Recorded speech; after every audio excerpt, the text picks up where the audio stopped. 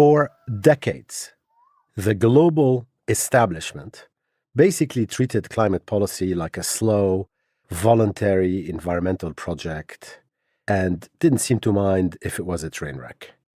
They assumed nations would phase out carbon out of altruism or because they signed a consensus treaty in some conference room. But live in 2026, there's a motivator, a raw motivator, which has taken over global macro politics. And that motivator is basic political survival. Just that. Basic political survival. The Middle East war and the closure of the Strait of Hormuz delivered a dark lesson to every energy importing leader on earth. Fossil fuel reliance is no longer just an environmental disaster. It's also an immediate, intense national security risk. It gets people on the street to protest. And we saw again how sovereignty is actually fiction if your economy relies on molecular commodities that are shipped across unstable oceans. I mean, how many times do we have to see that? And seeing that again forced the global south to move at pace to build what I call an electro-shield. And that's what I want to talk about today. The electro-shield means bringing power production home through solar, wind, and batteries, through clean energy, in order to insulate the country from foreign shocks. That's what it means. And once a country basically starts bolting down solar panels and large-scale battery systems inside its own borders, enough of them, that is, it then creates something that you cannot blockade, and it's a defensive wall against the chaos of global fossil fuel markets. And that electro-shield is also structural decarbonization, because there's a new industrial law in action, which I call wires chewing pipelines. Welcome to episode 103 of the Angry Clean Energy Guy podcast with me, Asad Razzouk. I am so happy you're here. Thank you.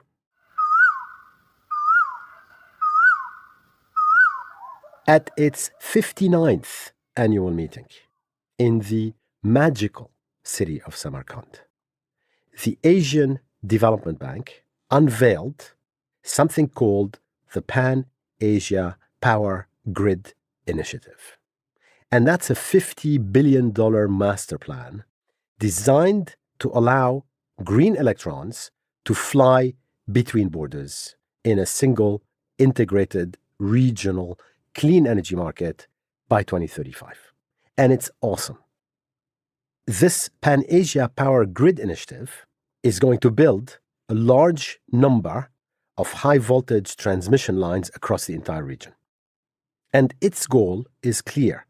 If we get that done, we're going to bring energy costs and electricity costs down. We're going to isolate grids from shipping blockades, and we're going to unlock, at the very least, 20 gigawatts of cross-border renewable energy capital. And this infrastructure integration is interestingly, especially if you've listened to my episode 99 of the Angry Clean Energy Guy podcast, so it's interestingly being forced in some ways by a massive demand engine, which is the historic race for artificial general intelligence and compute sovereignty. And that massive demand engine has a number.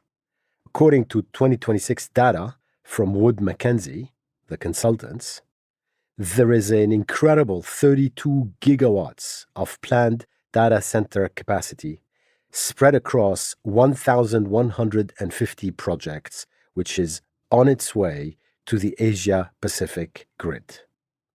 And speaking from experience, for both developers and, of course, for countries, securing raw electricity has become more challenging. Why?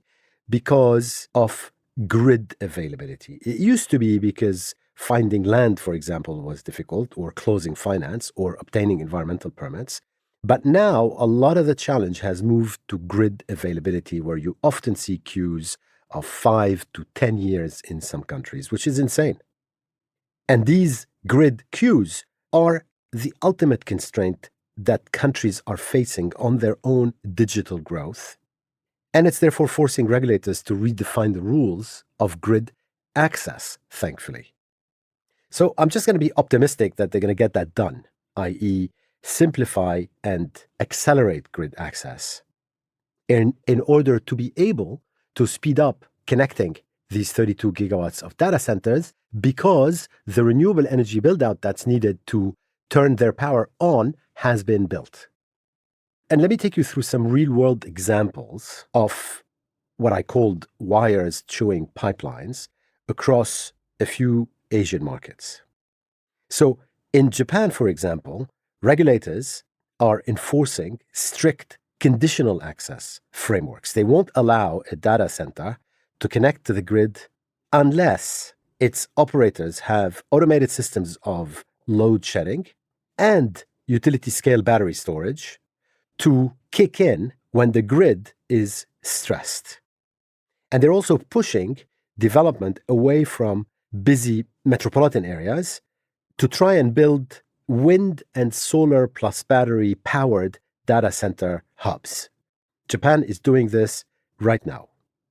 And the result is that stored domestic green electrons will actively replace gas-fired, dirty fossil fuel plants.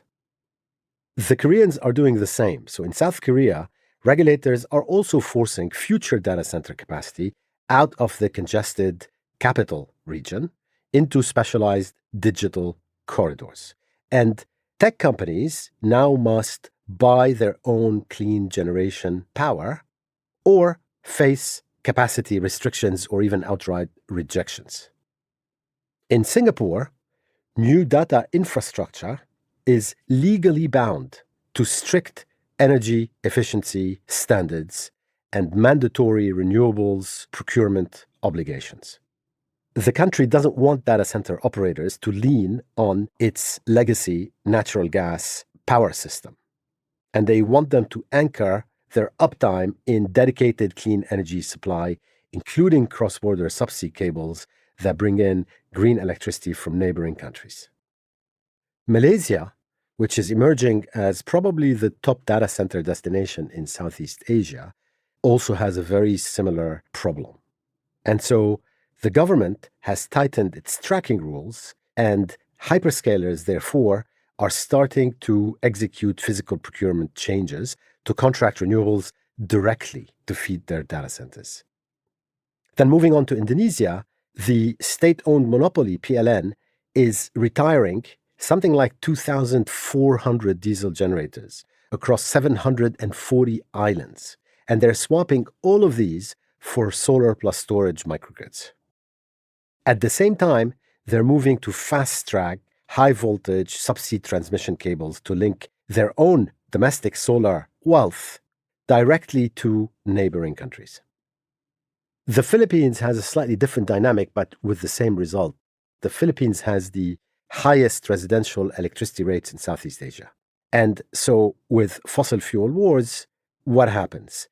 In the case of the Strait of Hormuz crisis, basically the consumers rebelled and went big time after rooftop solar.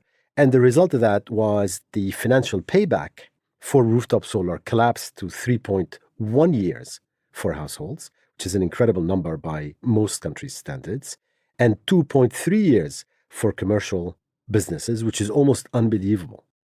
So that means you go off, you buy your solar panels, and in 3 years, you have your money back, and then after that, you're just farming the sun for free.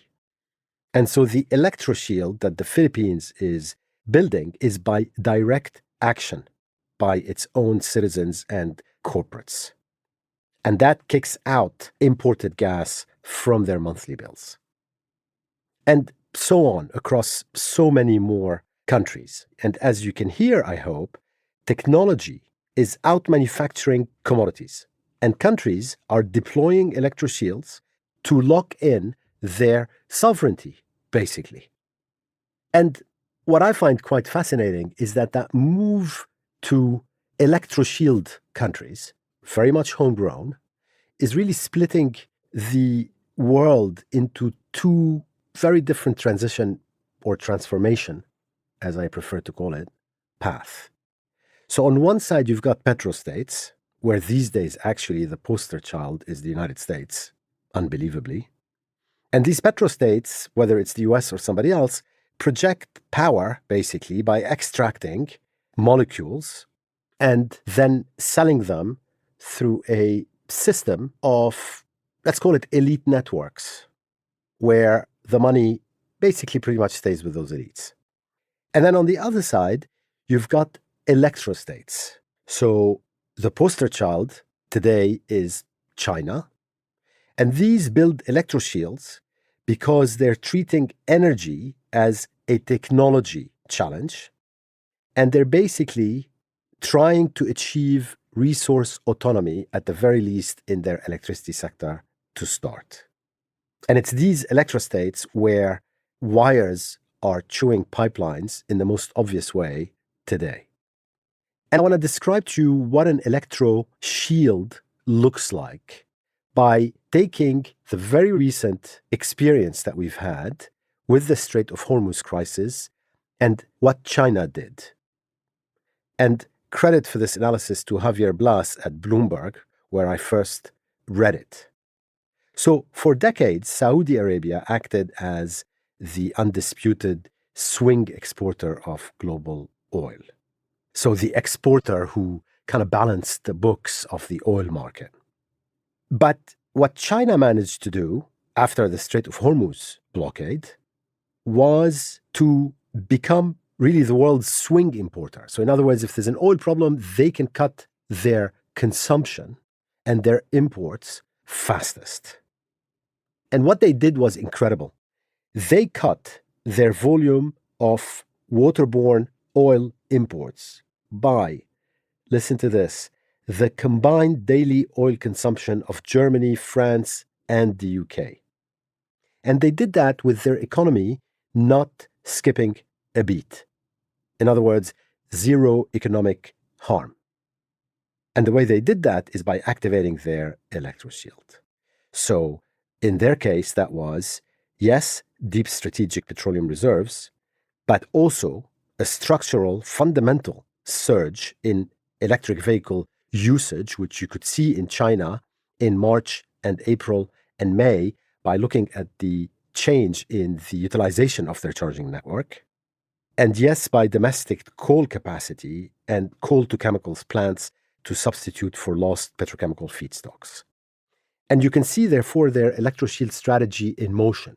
As solar, wind, storage, and hydro continue to ramp up in China, and to a certain extent nuclear as well, we will see a more powerful electro-shield that soon may not necessitate a strategic petroleum reserve, or at least one as big as what China has today, or a ramp up in domestic coal capacity. So in China, wires chewed pipelines in real time after the Strait of Hormuz shock. And had China not been ready to absorb that massive blow, basically you would have seen a completely different reaction to the price of oil and gas and multiple other commodities than the relatively civilized reaction that we've seen in those markets. So yes, the prices went up, but they never reached catastrophic heights. And this is a historic first. The first time I think that an electro-shield was deployed, successfully used, delivered concrete results, and made people's lives better. But then by contrast, when you look at the petrostates, I mean, that design is structurally fragile. It's vulnerable. It's weak. You gotta continue receiving uninterrupted boat after boat of dirty fossil fuels just to keep the lights on. And then, when a crisis hits, anything can happen. And to give you a sense of what happened with the Middle East war, at least 60 countries, had to pass something like 200 emergency mandates to stop their domestic markets from coming apart. And you know how it is. Elites in these countries, they track this because they know that fuel price hikes trigger immediate public fury and, in so many cases, angry demonstrations, and then downhill from there. A very good friend of mine, Nigel Purvis, who was a previous American diplomat and is now a professor at Tufts, and I co-authored an article recently in Foreign Policy. You can find it by Googling either one of our names. And that has a lot more detail about what I just described, if you're interested in knowing more. So I'm not going to repeat it here, just to keep the episode length under control.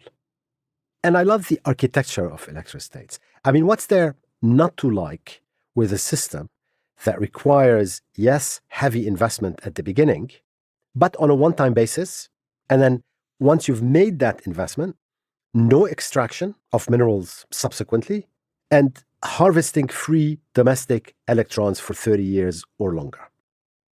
And not only that, the infrastructure is a circular asset because you can pretty much recycle 100% of a solar panel, a battery, or even a wind turbine. And we're getting better at the recycling. By contrast, and I had a couple of podcast episodes about that in the past, and you can also Google it, a fossil fuel system, so a petrostate, requires to extract and destroy something like 300 to 500 times more physical mass from Earth than a renewable system. And that's to deliver identical useful energy. So what's not to like about an electrostate? And that's the other reason wires are chewing pipelines. It's because fixed hardware outlasts burning stuff that you've extracted from underground or from the sea in order for you to burn it and then extract it again and then so on forever. Electrostates are also benefiting today. We can already see the trend accelerating of 24/7 cost advantage. And as an example of what I'm talking about, look at a gigascale system being built in Abu Dhabi by Masdar. So they're combining 5.2 gigawatts of solar with 19 gigawatt hours of battery. And even if you don't understand anything about these numbers, I can tell you that that design is basically delivering 1 gigawatt of continuous, firm, around-the-clock clean capacity to the grid. And 1 gigawatt is the size of several coal-fired power plants combined. And so electrostates are poised to benefit from the fact that clean energy has become an independent provider of firm power capacity. And so wires will chew pipelines also by outbuilding them, because we're already building globally vastly more clean energy infrastructure than fossil fuel or a new fossil fuel infrastructure.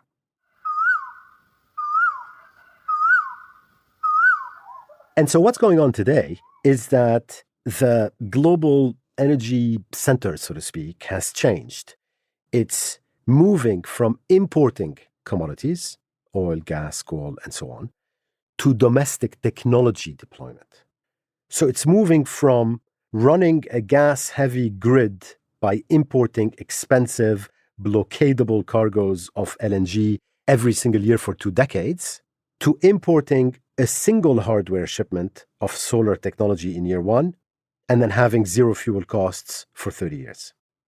And what I'm talking about is at the moment being exported mostly by China, but not only by China, directly to the global south.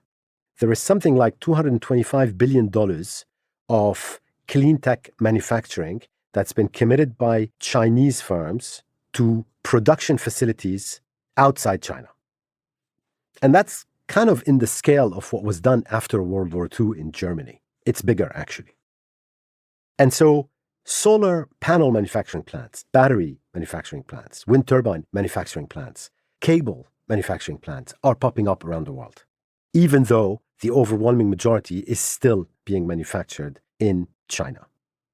And increasingly, countries are going to know that they cannot outsource their national brain and that they're going to need more and more compute and therefore more and more clean energy.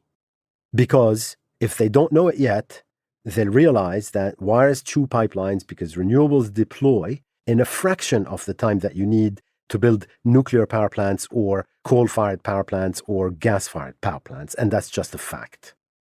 Clean tech operates at the speed of compute tech. So you can deploy, roughly speaking, from a development timelines, a data center and its power, provided the power is coming from solar, wind, and storage, at the same time.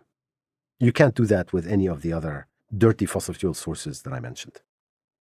And so what you will increasingly see in and across the global south is countries choosing the wire because they know or will know that resource autonomy and computing security are two pillars of survival for their own countries. And they're going to get off the petrostate bandwagon, which really just sends money one way to somebody far away from you while burning finite molecules and managing endless supply crises. And that electrostate road is the one that leads to the future, which is where you have an electro-shield that protects your economy, your sovereignty, and your data.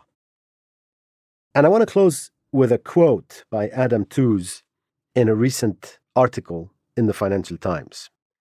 Since when were solar panels just another commodity? They are a technological miracle. They make us into farmers of the sun. I just thought that was beautifully expressed and written. Thank you for listening to episode 103 of the Angry Clean Energy Guy podcast with me, Asad Razouk, and have a great couple of weeks.